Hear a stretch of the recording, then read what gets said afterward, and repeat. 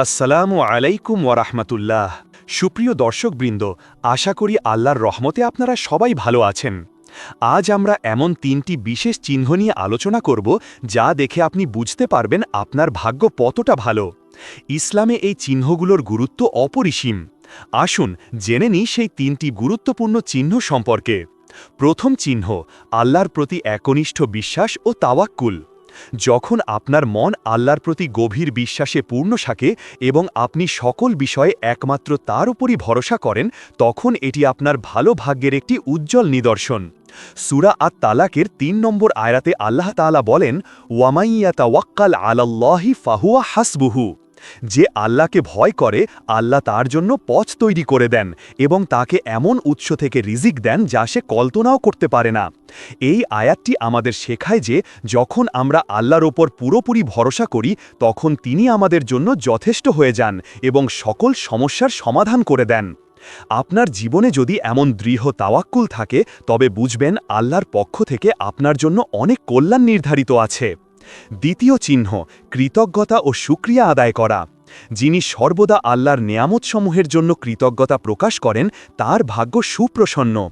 জীবনে ছোট বড় সকল বিষয়ে আল্লাহর শুকরিয়া আদায় করা ভালো ভাগ্যের লক্ষণ।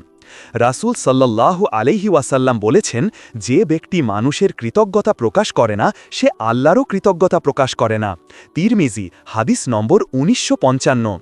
যখন আপনি কৃতজ্ঞ হন, তখন আল্লাহ আপনার নেয়ামত আরও বাড়িয়ে দেন। সূরা ইব্রাহিমের ৭ নম্বর আয়াতে আল্লাহ তাআলা বলেন, লা ইন শাকারতুম লা আযীদান্নাকুম ওয়া লা ইন কাফারতুম ইন্না আযাবি লাশাদীদুন।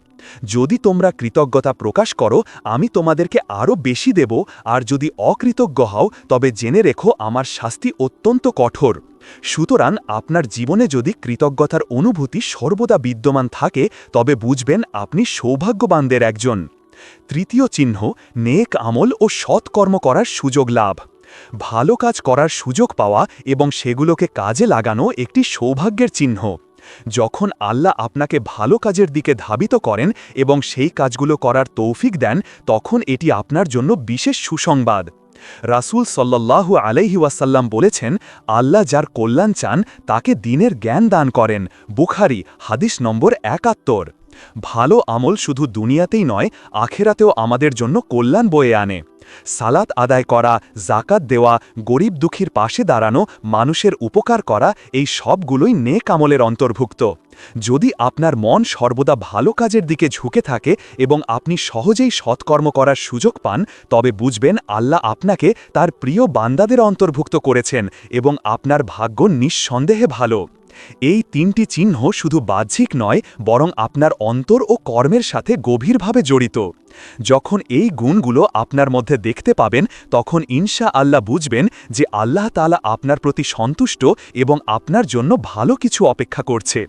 আল্লাহ তাআলা আমাদের সবাইকে এই গুণগুলো অর্জনের তৌফিক দান করুন এবং আমাদের জীবনকে বরকতময় করুন। আমিন। আপনারা যদি এই বিষয়ে আরও বিস্তারিত জানতে চান, তাহলে কমেন্ট বক্সে জানাতে পারেন। আপনাদের মন্তব্য আমাদের অনুপ্রেরণা করে। ভিডিওটি ভালো লাগলে লাইক করুন, শেয়ার করুন এবং আমাদের চ্যানেলটি সাবস্ক্রাইব করতে ভুলবেন না। আসসালামু আলাইকুম ওয়া রাহমাতুল্লাহ।